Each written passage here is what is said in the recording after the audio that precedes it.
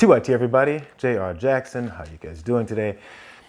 So we have first of all, welcome to welcome to your to our daily discussions that we're having.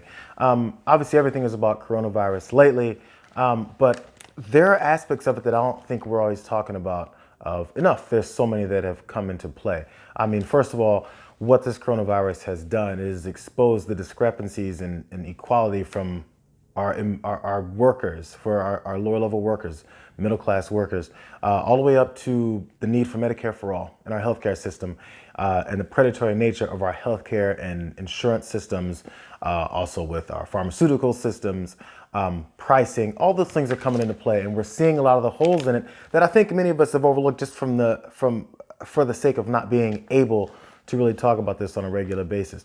But there's an aspect of this that really stuck out to me, and that has been going around, but hasn't been discussed at a high enough level. And this gets brought up only because this guy by the name of Paul Manafort, previously associated with our current president, President Trump, is looking for a way out. As we know, he's in prison. Let's get right to it. So Paul Manafort, of course, he's serving over about 7.5 years right now for his financial crimes. He was unregistered lobbying and witness tampering. And he was doing this blatantly, erratically, and kind of just flouted in the face of the law. Just didn't care what he was doing. So with the coronavirus, he is serving time in Pennsylvania. He's serving at the Federal Correctional Institute in Loretto in Pennsylvania. And his attorney has decided to put forward a request to get him taken out of prison right now because of the fears of him contracting the coronavirus and potentially getting sick and dying from it. So this is from his attorney. It's imperative that Mr. Manafort be transferred to home confinement immediately in order to minimize the likelihood of him contracting or spreading the potentially fatal disease. This is Kevin Downing, his attorney. He also went on to say, given the growing number of cases in Pennsylvania and increasing challenges in testing inmates and staff potentially exposed to it, it's a matter of time before that infection spreads to everyone else. So you got to get Paul out of prison as soon as possible and into home confinement because, you know, he's Paul Manafort. Now, some of those reasons behind it, of course, they mentioned were his pre-existing conditions. Some of those are high blood pressure, liver disease, and respiratory ailments. So those are specific to what can make someone a lot more vulnerable to this particular virus that's going all over the place. And also in February, he had contracted the flu and bronchitis. So it already shows that his body's been attacked. So Paul Manafort's attorney came forward, wants him out because this could be a big problem for him. Crazy how that works. So before you guys get upset about that, let's go into further detail. Because William Barr, of course, the Attorney General, at the beginning of this month, he said the Bureau of Prisons is facing an emergency. So he made a declaration that paves the way for the agency to allow more people out because of things like this. So Paul Manafort's attorney is, of course, taking advantage of that or looking to take advantage of that. And they put in this request. In case you guys think this isn't just him that's done this, there's other high profile people that have tried, and some have been successful. Let's go to some of those. Convicted celebrity lawyer Michael Avenatti. He wanted temporary release from custody for the same types of reasons. Michael Cohen, the president's former fixer, who's been in prison, has taken the hit for president on that, even though he tried to come forward with a lot of truths to what had been going on. He is still in prison. I guess maybe his attorneys looking to get him out. That didn't work out for him, as well as R. Kelly, the infamous child rapist, is also an alleged child rapist. He's also tried to get out and also has not either. As well as rapper Takashi 69. If you don't know who that is, check a couple memes and GIFs. You'll find him real fast. And you'll also find out why he's in prison. He has asthma. And he was released early from his 2-year term. I'm not sure if he really wants that. Again, if you look at the case, you're not sure if he wants to be out in the streets. More on Manafort and his push to get this. If you think about it, I'm sorry, by the way, that prison that he is in Pennsylvania has 0 cases of coronavirus, COVID-19, sick inmates. So he's looking to get ahead of the game of the potential pain and terror that might come to that prison, and he wants to get out now.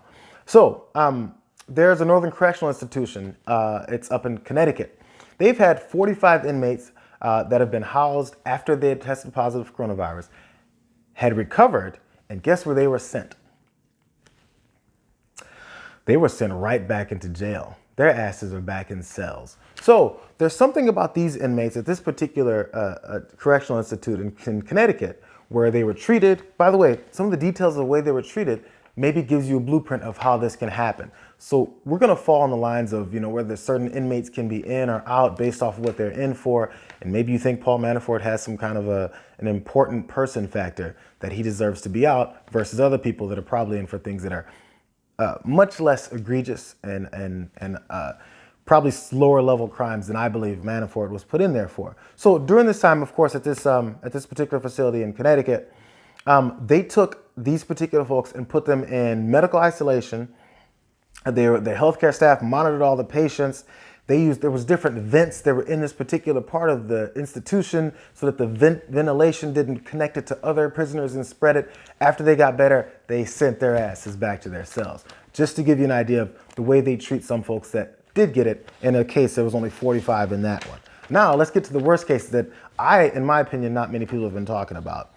Chicago's Cook County Jail. Some of these numbers are from the beginning of the month.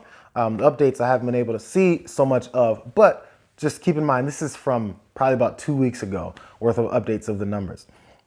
And again, the Cook County Jail in Chicago, the rate of infection at that jail is higher than most anywhere in the country. More than 500 people have tested positive, and detainees make up 2/3 of the cases, and 3 have died from complications over it. I'm not sure if there's a mass request that is being put in for these prisoners to come out. Don't know.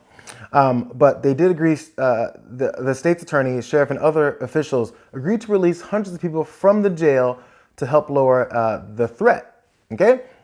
Many of those are people that were charged with something and they're still awaiting trial. We know how the judicial system works in this country. You may be charged with something, you could be sitting there in jail for months, maybe a year, probably longer depending on the situation, of backed up cases to find out if you're gonna be convicted or if you're gonna be set free.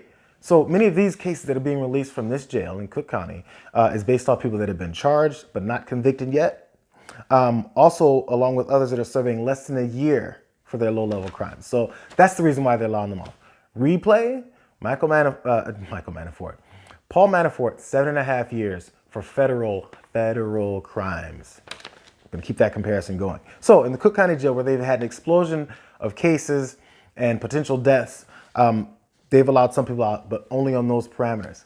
I don't see him fitting those requirements at this point.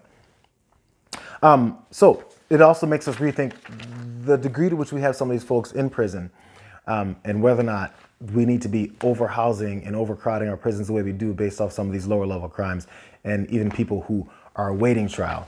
They're finally letting them out because of this pandemic. Rikers Island, I'm sure you've heard about this. If you haven't, listen now. So in just 12 days at Rikers, the jail's chief physician said confirmed cases had soared from 1 to nearly 200. Again, in 12 days, the cases soared from 1 to 200. So the rapid rate of infection in this particular prison has been off the charts. I'm not sure how many people are being let out there, but we're not worried about that in this particular case because Paul Manafort isn't there.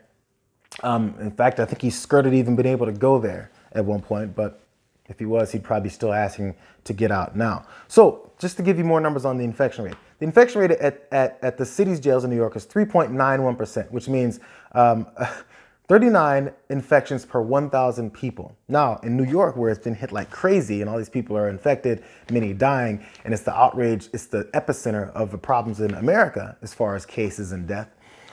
Comparatively, the rate in New York is 0.5%, which is 5 infections per 1,000 people. 39 infections per 1,000 just at Rikers. 5 per 1,000 in the city of New York. That is the different rate. And these are the people that are still sitting in jail. And again, I want to make sure we keep this clear. I'm not advocating to release every prisoner in jail, but we need to start looking at the cases that have to deal with people that, as they put together in the Cook County Jail there, people who are awaiting trial or are serving 1 year on something you probably had, like, a marijuana charge, something like that. We can look deeper into actual cases that are happening. But usually when it's a lower level crime like that, we would have kept them there anyway. But, drastic times. So moving on. Now, if you think I'm heartless because I'm saying, hey, you know what? Let Paul Manafort chill there. Yeah, he's got pre-existing conditions. So do a lot of other people. Why is it that he's on this list, or he has this level of influence to potentially get himself out of prison early? You have to ask yourself these questions. And if you think I'm heartless because I'm like, hey, this phrase might sound familiar to you. If you can't do the time, don't do the crime. The crimes in Paul Manafort's case, but he's Paul Manafort. Let me out early. Now, lastly, there's this guy who used to be on Fox News, goes by the name of Bill, and he decided to talk about the people that were sick in general, not just the prisoners, but people that are sick in the country and the heartless nature for which he was. Let's listen to what he had to say.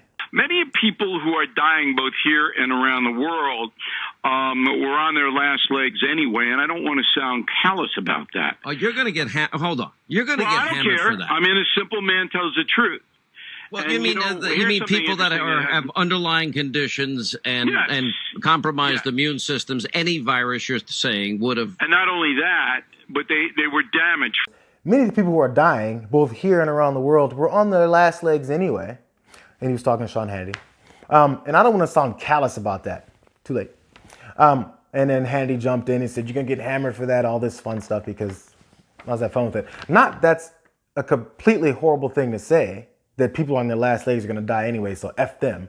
Instead of saying, hey, whoa, Bill, you sound a little insane, he said, you're going to get hammered for that, which of course leaves the audience to believe, yeah, Bill O'Reilly didn't say anything horrible. He's just going to get hammered for it because of these snowflake libs that don't want to accept the truth. Hey, you had pre-existing conditions. Hey, you're elderly. Hey, you have a respiratory issue.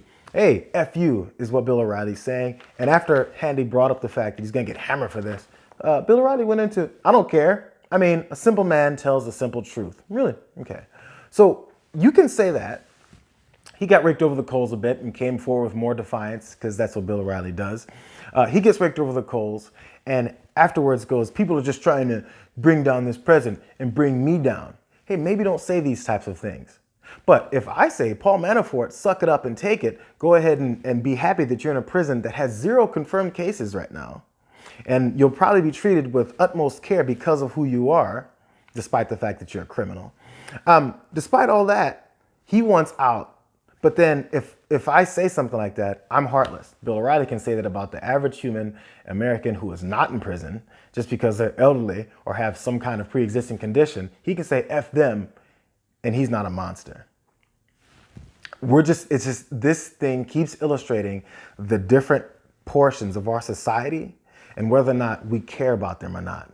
If you're in prison, who cares? If there's violence in prisons, who cares? If there's sicknesses and diseases in prisons, who cares? If there's overcrowding in prisons, who cares? If there's rape, if there's murder, who cares? Because they're prisoners, they shouldn't have done the crime if they can't do the time.